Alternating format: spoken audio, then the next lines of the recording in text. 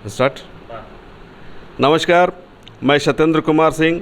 इन दिनों लगातार मैं कोल इंडिया, ट्रेड यूनियन और JBCCI या कोल इंडिया में जितने भी अनुषंगी इकाइयां हैं, CCL, BCCL, ECL, NECL, तमाम अनुषंगी इकाइयों में भ्रष्टाचार अपना जड़ जमा चुका है। इस संदर्भ में JBCCI के कई मेन मेंबर्स ने भी अपने अपने साक्षात्कारों में कहा था कि भ्रष्टाचार की कोई सीमा नहीं है।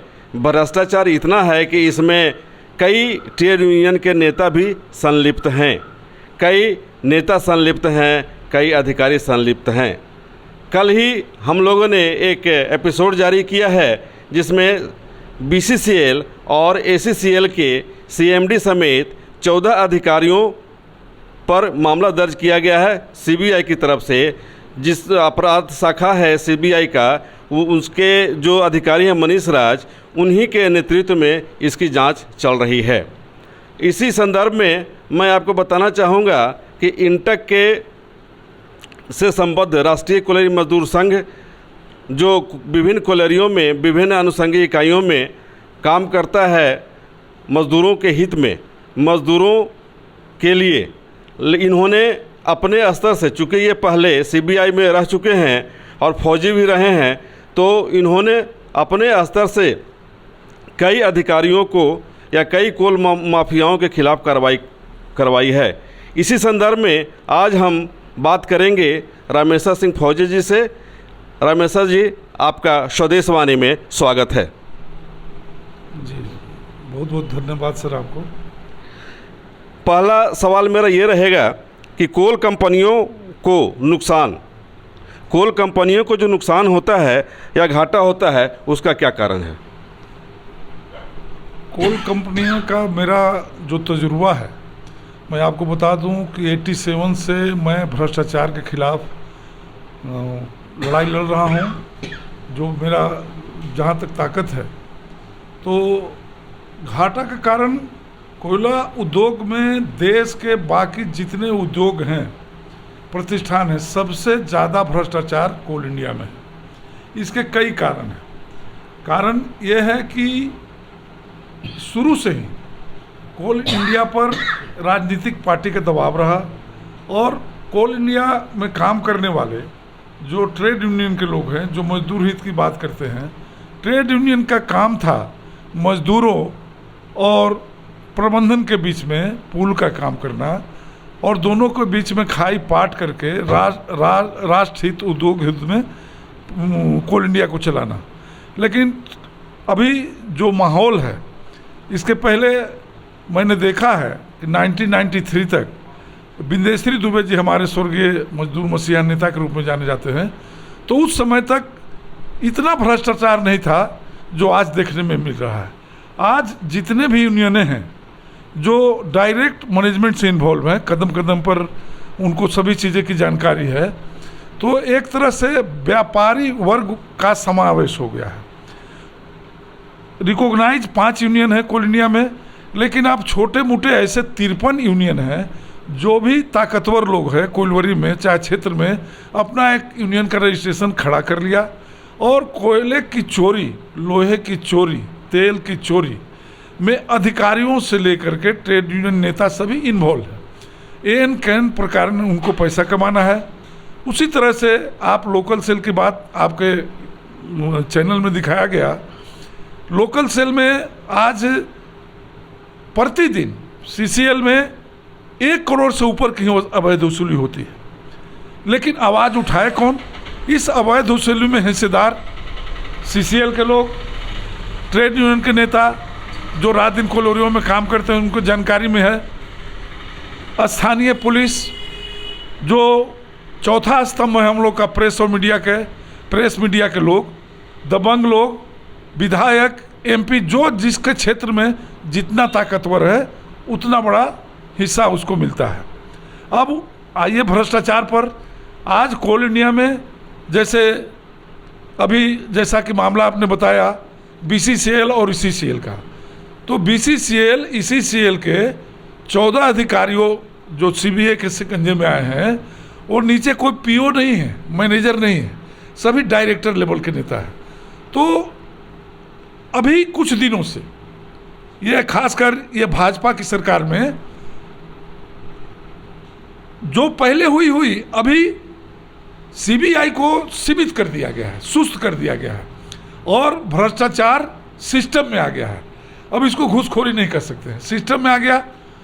एक मिसाल देता हूँ, पहले हमारे कोइलवरी में जो विस्थापित हैं, बेरोजगार हैं, जो मजदूरों के लड़के हैं, पढ़ लिख करके कोई उनको काम नहीं मिलता था, वो 1-2 लाख के काम करके छोटा मोटा अपना जीवन यापन करते थे।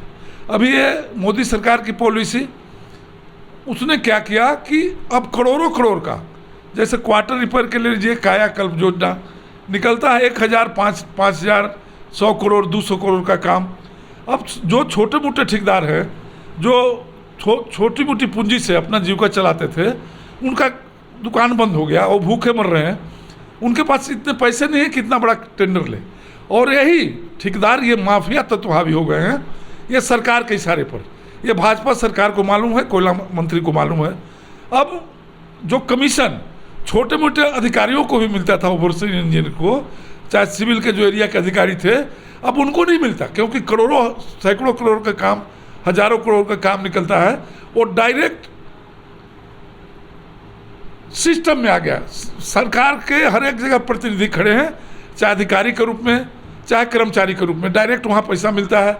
आज कोयलांचल की स्थिति ऐसी है कि बेरोजगार जो हो गए, जो विस्थापित हो गए, बहुत ऐसे हैं कि छोटे मोटे ज़मीन थे, एक बीघा, 1.5 बीघा, उनके ज़मीन चले गए।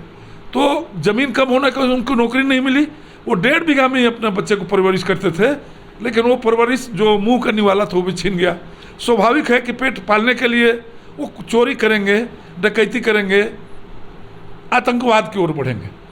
अभी आपने पिछले 2 साल पहले देखा होगा कि एनआई की छापामारी हुई मगध अम्रपाली, जो सबसे एशिया महादेश की सबसे बड़ी परियोजना, उसमें टीपीसी का नाम आया, बहुत टीपीसी के लोग गिरफ्तार हुए और सीसीएल जीएम ए.के. ठाकुर भी गिरफ्तार हुए।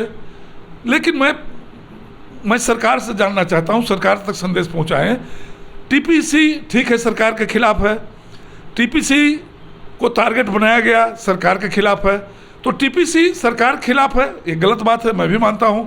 लेकिन कुछ हो सकता है कि पूंजीपतियों से पैसा लेता होगा, लेकिन आम जनता को टीपीसी तंग नहीं करता है।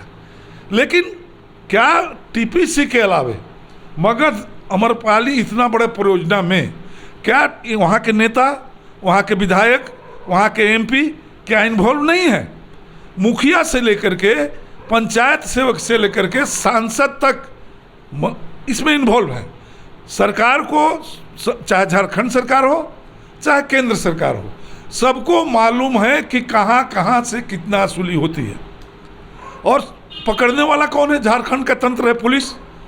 तो पुलिस को ऊपर से नीचे तक, मैं अगर नाम बताने की बात होगी तो मैं ज़रूरत पड़ेगा, लेकिन कोई ऐसा तो व्यक्ति, ऐसा कोई जांच एजेंसी आए, सरकार, झारखंड सरकार, केंद्र सरकार हमको बताए कि मुझे जान माल की सुरक्षा दी जाएगी। मैं बाय नेम बता सकता हूँ। 87 से भ्रष्टाचार के खिलाफ मैं डॉक्यूमेंट्री तैयार कर रहा हूँ, लेकिन जब जब हम आवाज़ उठाए हैं तो हमको जेल के सलाखों के पीछे किसी न किसी तरह भेज दिया गया है। आज इस लड़ाई को लड़ने में, अब मैं वर्णन नहीं करना चाहता हूँ, लेकिन किसी न किसी को जेल भेज दिया जाता है। 1990 से लेके 1912 तक मुझे भारत सरकार के आदेश पर सुरक्षा मिला था, लेकिन जब मैं बोलना शुरू कर दिया कोयला माफिया खिलाफ, कोयला तस्करी के खिलाफ, तो एक षड्यंत्र की तरह रघुवर सरकार में जो एडीजी के पद पर थे, स्पेशल ब्रांच, अनुराग गुप्ता जी, तो सीबीआई के शिकंजे में उनके भी कुछ लोग आ गए। उन्होंने, अभी भी मेरे पास आदेश है, 30-40 आदेश है, राष्ट्रपति का, प्रधानमंत्री कार्यालय का, गृह मंत्रालय का, मुख्यमंत्री का। लेकिन एडीजी अनुराग गुप्ता के समय में वो सेकंड मुख्यमंत्री थे ना, डीजीपी की चलती थी, आईएएस आईपीएस की पोस्टिंग करते थे। उनके समय में जितना कोयला का कारोबार हुआ, क्योंकि लोग हवा में बात करते हैं, मैं उसका अध्ययन कर रहा हूँ। हमारे इन्फॉर्मेशन पर बहुत भुक्तभोगी है, शिकार हो गए, कुछ रिटायर हो गए, कुछ जेल काटे, कुछ सज़ा के लाइन में है। तो इस हमसे बढ़ के किसी को जानकारी शायद नहीं होगी, क्योंकि भ्रष्टाचार में अपना मैं 35 साल का जीवन व्यतीत किया हूँ। अभी कुछ मामले चल रहे थे। अभी रामगढ़ में कोयला पकड़ा गया 8 ट्रक। वहाँ के विधायक ने इस आवाज़ को उठाया। विधायक को उठाने के बाद लग रहा जैसे आग लग गया। वो लिंकेज का कोयला था। लिंकेज के कोयला में CCL कोयला लिंकेज में फैक्ट्रियों के नाम पर आधे कम दाम पर उनको प्रॉफिट में मिल जाता है। मिलने के बाद मैं आपको गारंटी के साथ कह रहा हूँ कि अगर 100 मिलियन टन कोयला निकलता है या 50 टन निकले, चाहे जो भी निकले, जो भी कोयला फैक्ट्री के नाम पर है, तो 30 से 40 परसेंट फैक्ट्री है कि उनके पास केवल कागज है, फैक्ट्री ग्राउंड पर चलती नहीं। और बाकी जो बचे हुए हैं वो 30% कोयला का खपत करते हैं, 70% डायरेक्ट जाता है बनारस की मंडियों में। और कोयला क्षेत्र जहाँ से शुरू होता है, चाहे धनबाद से शुरू हो, चाहे CCL से शुरू हो, चाहे झारखंड के जहाँ से भी हो, यहाँ से लेके बनारस तक मंडियों तक कोयला सेट है। इसमें बहुत बड़े बड़े ताकतवर लोग लगे हुए हैं। नाम तो मैं सबका जानता हूँ, लेकिन आपके स्टूडियो में अगर नाम बता दूँ तो शायद मैं लौट के रामगढ़ अपने आवास तक नहीं पहुँच सकता हूँ। और मैं टारगेट हूँ पुलिस का। अगर पुलिस का टारगेट नहीं हूँ तो जब 90 से लेकर 12 तक हमको 23 साल तक बॉडीगार्ड दिया गया, तो कौन सा मैं जुर्म कर दिया, कौन सा मैंने घोटाला किया, कौन सा मैं आज क्रिमिनल हो गया कि पहले की सरकारों ने, भारत सरकार ने मुझे अंगरक्षक दिया। तो ये सब समस्याएं हैं जो मेरी परिस्थिति को समझ सकते हैं। तो जो भी, जैसे कोई काम को ले लें, CCL में कोई टेंडर होता है, जैसे आउटसोर्सिंग। आप आउटसोर्सिंग में घाटा कैसे हो रहा है, कंपनी को मालूम है, चेयरमैन को मालूम है, कोयला मंत्री को मालूम है कि अभी चंद्रगुप्ता में 5700 करोड़ का काम निकला 25 साल के लिए। कहाँ पे? चंद्रगुप्ता मगध में। तो और हिंदगिरी में निकला 5100 करोड़ का। तो वो 5700 करोड़ का जो काम निकला, तो इसको अगर जांच कौन करेगा? इस सरकार में तो जांच का CBI को शिथिल कर दिया गया। CBI तो काम कर रही है कि court, high court, supreme court जहां सेंसिटिव मैटर है खुद संज्ञान में लेती है, आदेश दे रही है, तो काम कर रही है। अपने मन से तो CBI कुछ कर नहीं सकती, क्योंकि आज के डेट में मैं इसमें दो मत नहीं, मैं CBI से जुड़ा हूँ पिछले 35 सालों से। CBI में पारदर्शिता है। हो सकता है अपवाद कुछ देश में ऐसा हो, इसको भगवान में भी कुछ लगाए गए थे, लेकिन पारदर्शिता है, बिल्कुल पारदर्शिता है। मैंने नहीं देखा कि CBI किसी के इशारे पर, किसी सरकार के इशारे पर काम करती हो। ऐसा 35 साल के मेरा अनुभव में, मैं सच्ची बातें बोल रहा हूँ। मैं न CPI की सिफारिश कर रहा हूँ, न गिलवान शिकायत है। मैं मिलिट्री मैन हूँ, मैं सच बोलने में विश्वास रखता हूँ। लेकिन अभी ये 14 के बाद, भाजपा सरकार आने के बाद CBI के पास कुछ काम नहीं है, सभी शिथिल कर दिए गए हैं। तो जांच कौन करेगा?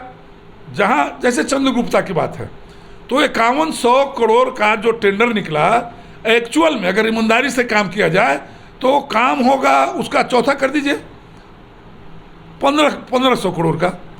तो जो काम निकलता है, जैसे 100 रुपये का काम निकला, तो 100 रुपये में 40 रुपया का ही काम होता है, और 30 रुपया जो टेंडर लेता है उसको बचता है, और 30 रुपये कमीशन होता है। अब उसमें कौन कौन लेते हो भी मैं बता सकता हूँ। किनको कमीशन फिक्स है कोई भी काम में। अगर आप परचेज के काम करें तो आपको 40% कमीशन देना ही होगा, पूरे कोल इंडिया की स्थिति है। अगर आप रिपेयर के काम करें तो 50% डायरेक्ट कमीशन देना होगा।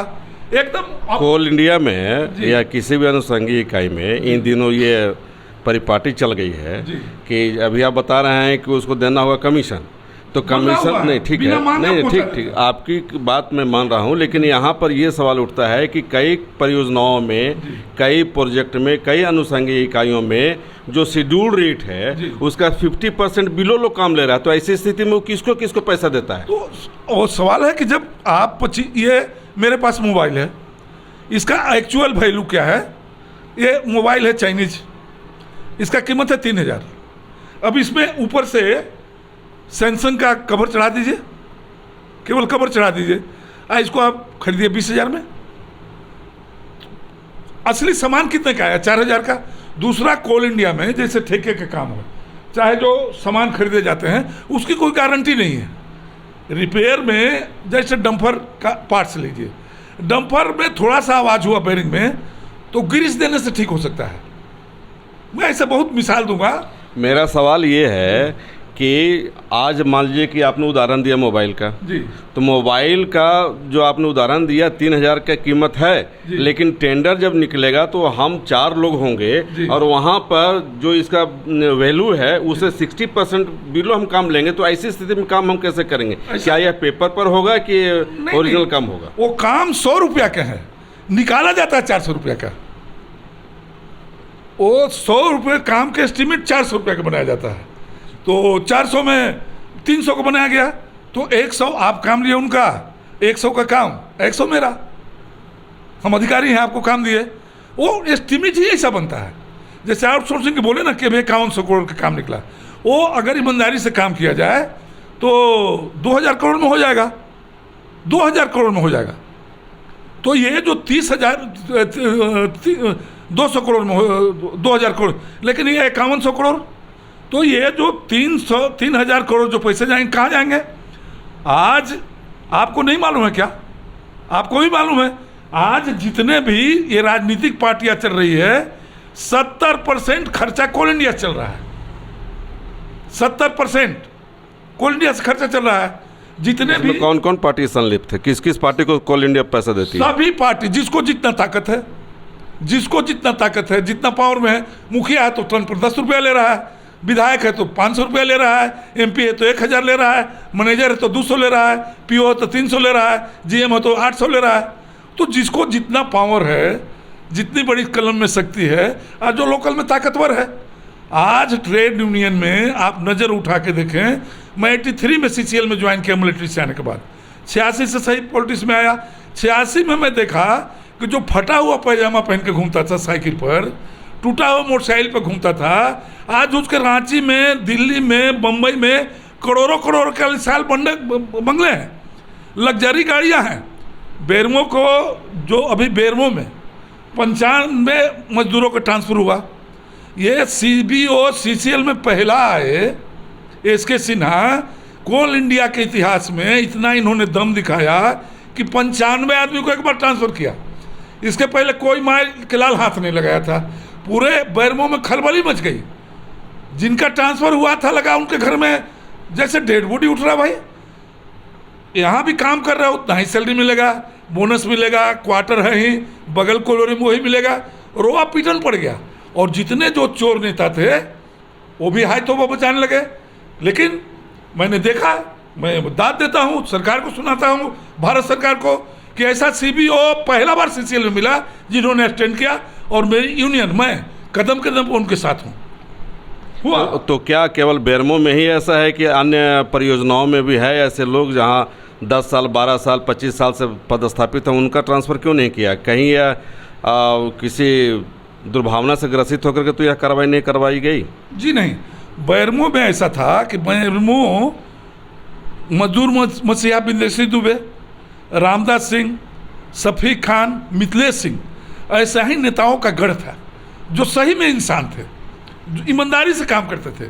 मजदूरों से चाय नहीं पीते थे लोग।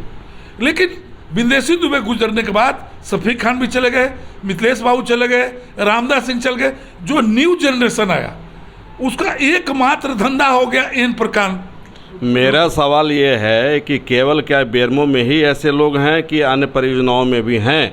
उनका क्यों नहीं ट्रांसफ़र किया गया? केवल बेरमो ही क्यों? क्या यह दुर्भावना से ग्रसित होकर के तो CBO ने कार्रवाई नहीं की? जी नहीं, बेरमो में 20 साल, 15 साल, 25 साल से बैठे हुए थे। जहाँ जहाँ सिविल का हो, कांटा बाबू हो, तेल चोरी हो, डीजल चोरी हो, एक डीजल में तैनात उस क्षेत्र का एक क्लर्क 2-2 पेट्रोल पंप खोल लिया और रांची में करोड़ों का मकान बना लिया।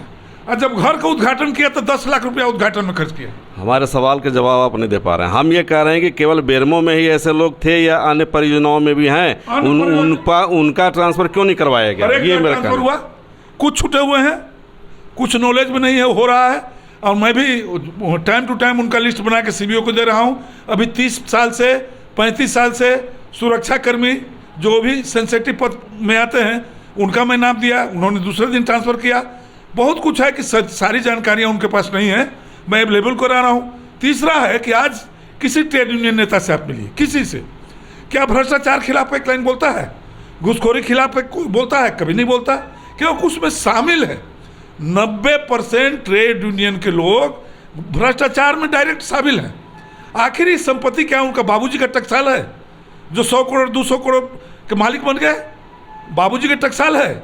90 के पहले तो ऐसा नहीं था, 93 के पहले रामदास बाबू थे, वो भी अपना जीवन, उनका साधारण जीवन, शफीक खान का साधारण जीवन, मिथिलेश बाबू को देखा। अभी का जो है आप देखिए, कोल्हारी का सेक्रेटरी बनता है, 1 साल के अंदर में 35 लाख गाड़ी पर चलना शुरू कर देता है। पैसे कहाँ से आते हैं? और अच्छा कोल्हारी में है ऐसा नहीं, बैरमो नेताओं की गढ़ है, वहाँ पर जो मैनेजमेंट है, मैनेजमेंट के सामने मजबूरी है कि 32 दांत में जीव बेचारा। वहाँ सबसे ज़्यादा राजनीति का क्षेत्र कोल इंडिया में सबसे अगर बड़ा गढ़ था तो बैरमो की धरती थी। धनबाद भी तो है, धनबाद है, लेकिन BCCL का मुख्यालय है, मुख्यालय, लेकिन राजनीति का गढ़ की बात कर रहा हूँ मैं। तो राजनीति वहाँ भी होती है ना, वहाँ भी ट्रेड यूनियन, वहाँ भी ट्रेड यूनियन के लोग नहीं, ट्रेड यूनियन के लोग हैं, लेकिन सबसे ज़्यादा अगर राजनीति कोई पैदा किया कोल इंडिया में, जो सबसे आगे आए, जो मुखर रहे, ये ऐसे 3-4 नेता थे। उधर रमेंद्र कुमार जी हैं जो बरका सयाल क्षेत्र में है, लेकिन ये चारों नेता अपने ज़माने के माने जाने नेता थे जिनका एक पहचान था। अभी मजदूरों की बात करिए, मजदूरों की बात मैं आपको बता देना चाहता हूँ, मैं वही लड़ाई लड़ रहा हूँ, मजदूर के नेता हूँ। अभी क्या है कि मजदूरों का भ्रष्टाचार कहाँ? उसमें CMD इन्वॉल्व नहीं है, डायरेक्टर इन्वॉल्व नहीं है, GM नहीं है, PO नहीं है। कौन इन्वॉल्व है?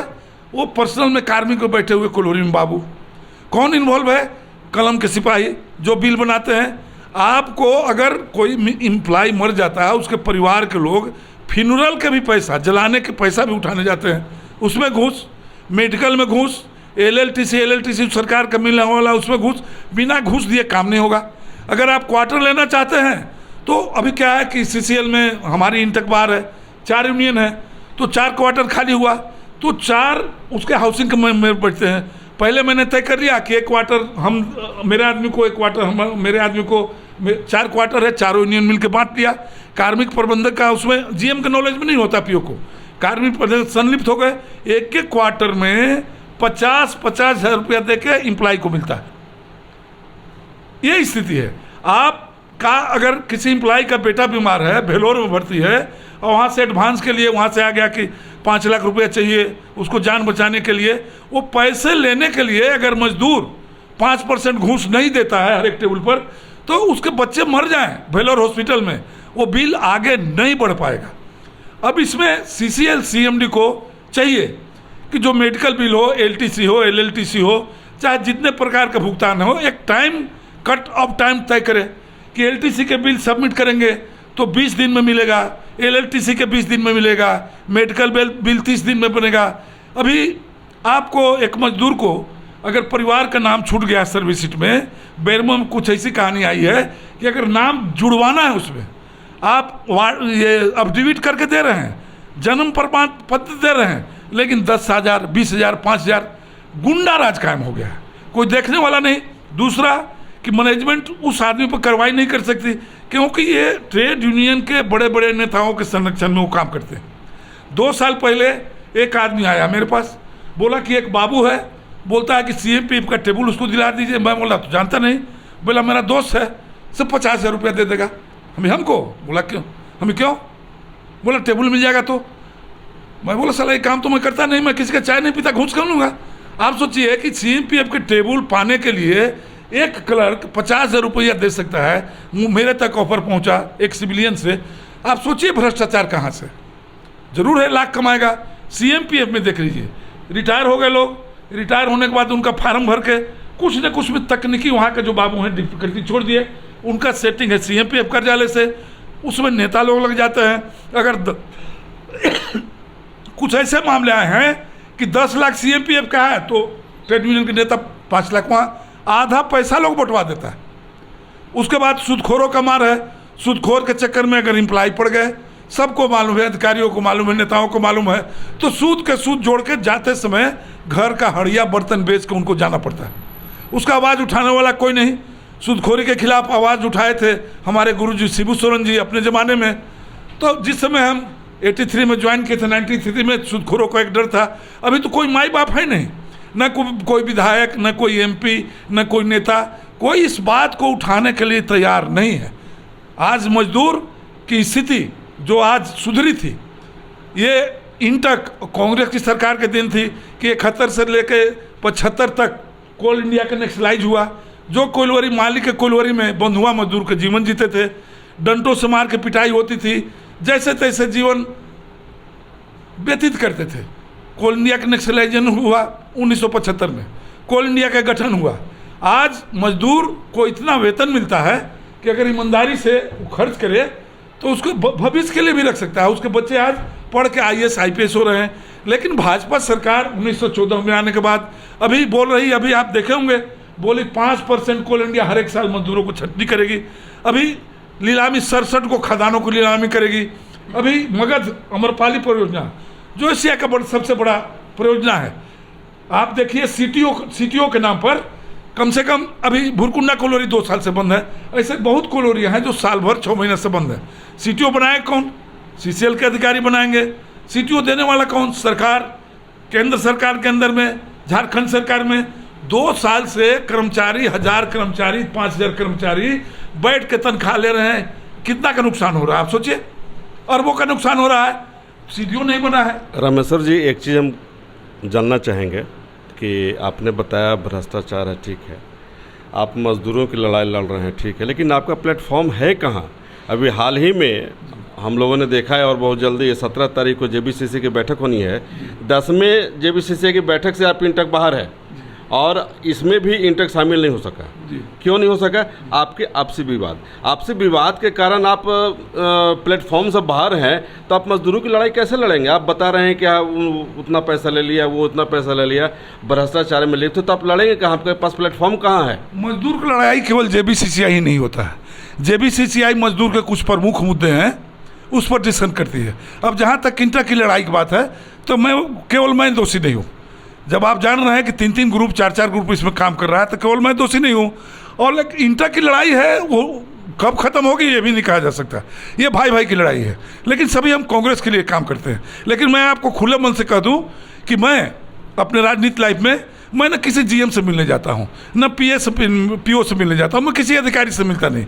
मजदूरों का जो सही काम है मैं फ़ोन पर बात करता हूँ। और CCL के अधिकारी, मैं आपको फ़ोन से कह दे रहा हूँ कि किसी का औकात नहीं है कि मजदूरों का सही काम फौजी के फ़ोन पर नहीं करे। वो CCL के पीछे अधिकारियों को पीछे में भागने वाला नहीं। मैं फ़ोन पर काम करता हूँ, मैं किसी कार्यालय में नहीं जाता हूँ। मजदूरों को मांग रखता हूँ, हमारे लोग रखते हैं। मैं राष्ट्रीय महामंत्री हूँ, मुझे बात करनी होगी तो मैं कोयला मंत्री से बात करूंगा, मुझे बात करनी होगी तो मैं चेयरमैन से बात करूंगा। बाकी नेताओं की तरह नहीं कि बनने के लिए महामंत्री हैं और CCL के सेक्रेटरी हैं और जाइए PO के सामने बैठे हुए हैं, मैनेजर के सामने। इसलिए नहीं कि यूनियन काम लिए, इसलिए कि कितना गाड़ी निकला। बहुत यूनियन के नेता को देखेंगे कि यूनियन के नेता बड़े पद पर और लोकल सेल की गाड़ियाँ खोलते हैं, लोकल सेल में जाकर बैठे हुए हैं, रैक लोडिंग में बैठे हुए हैं। मुझे पैसे की ज़रूरत नहीं है। मैं 72 साल देश की आज़ादी के बाद पहला बार मिलिट्री मैन एक राष्ट्रीय महामंत्री के पद पर देश में पहुंचा हूं। मैं देश को यह संदेश देना चाहता हूं कि मिलिट्री मैन के हाथ में तुम बागडोर दिए हो। एक कहावत है ना कि काजल की कोठली में कितनो जतन करो, काजल के बाद दाग भाई लगे। अब मैं आपको मीडिया को, देश को बताना चाहता हूं कि कोयले की राजनीति करते हुए इस शरीर में दाग नहीं लगेगा। सब कुछ अपना बेच दिया पर बेचा नहीं इंसान को। अपनी कुर्बानी दे दूंगा पर बेचूंगा नहीं ईमान को। धन्यवाद फौजी जी, बहुत सारी बातों पर इन्होंने खुलकर चर्चा की, भ्रष्टाचार पर तो और ख़ास कर। और एक अंतिम सवाल रामेश्वर जी से रहेगा कि इन्होंने कहा कि JBCCI से ही केवल हम लोग मज़दूरों का भला नहीं कर सकते, उनका तमाम सुविधाओं को उपलब्धता हम लोग नहीं करा सकते हैं, केवल हम GM और चेयरमैन को फ़ोन कर देंगे। तो ऐसी स्थिति में क्या अब तक जो 10 समझौते हुए NCWA के, क्या वह बेकार थे? क्या JBCCI का गठन बेकार है? अगर ऐसा है तो क्या JBCCI को हमेशा के लिए भंग कर दिया जाए? रामेश्वर जी बताएंगे। JBCCI बनाने हमारे पूर्वज, आज से नहीं, जो कोल इंडिया का गठन हुआ उन्होंने बनाया। और आज उसी स्थिति पर चल रही थी। लेकिन जब CCI की 10 की स्थिति देख लीजिए, अभी मीटिंग हुई, 16 सूत्री मांग पत्र दिया गया 1 जनवरी 2017 से ऑर्डर निकला कि 20 लाख मिलेगा रिटायर कर्मचारियों का ग्रेचुइटी। अधिकारियों को मिलना शुरू हुआ, मजदूरों को नहीं मिला।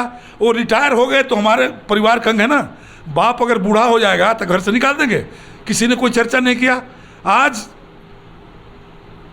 कम से कम 10% मजदूर विकलांग हैं। आश्रितों की नौकरी दी जाती थी, कोई आवाज़ उसमें आया? 16 सूत्री मांग में नहीं आया।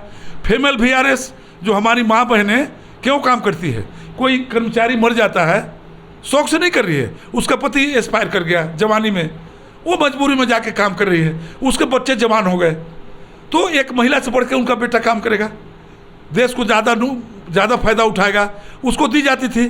कौन सा घटा था? बिना नोटिस के आपने बंद कर दिया। कोई मालिक नहीं है आज के डेट में। और सरकार की बात कर रहा हूँ, सरकार किसकी सरकार? भाजपा की सरकार? भाजपा की सरकार नहीं, ये सरकार मोदी और अमित शाह की है। तीसरा व्यक्ति तो कोई है नहीं, तीसरा है नहीं। मैं आपको बता रहा हूँ, मेरा जो तजुर्बा है। तीसरा एक राजनाथ सिंह थे, पूरा शरीर देश उनके तरफ देखता था, सेंटिंग में हो गए। गडकरी साहब थे, लोग देखता था कि कुछ बोलेंगे, सभी को तो जबान बंद कर दी है। 2 मैन कमेटी चल रहा है, हम दो हमारे दो, इधर मोदी और शाह, इधर अडानी और अंबानी। देश को तो 4 ही चला रहे हैं, 5वां है कौन? आज देश के बड़े कल कारखाना उद्योग सब बेच दिया गया। आने वाला कल में अगर 24 में, मैं देश को आगाह करना चाहता हूँ, 24 में अगर मोदी की सरकार आई तो हम सब समझते हैं कि वो पहला जो वर्षगांठ बनाएगी उस समय कोल इंडिया का अस्तित्व खत्म हो जाएगा। धन्यवाद रामेश्वर जी। इनका स्पष्ट रूप से कहना है कि भाजपा की सरकार जब तक रहेगी तब तक कोल इंडिया का अस्तित्व खतरे में है, और आगामी लोकसभा चुनाव में अगर भाजपा की सरकार आई तो कोल इंडिया सचमुच अपने अस्तित्व के लिए रोएगा। और स्थिति सब जग जाहिर है, पिछले ही दिनों 67 कोल ब्लॉक की नीलामी कर दी गई, जो कोल इंडिया की कहीं ना कहीं परियोजनाएं हुआ करती थी, अब वह पूंजीपतियों के हाथ में चली जाएगी। चलिए, धन्यवाद रामेश्वर जी, आपको स्वदेश वाणी में जय हिंद, जय भारत, जय RCM।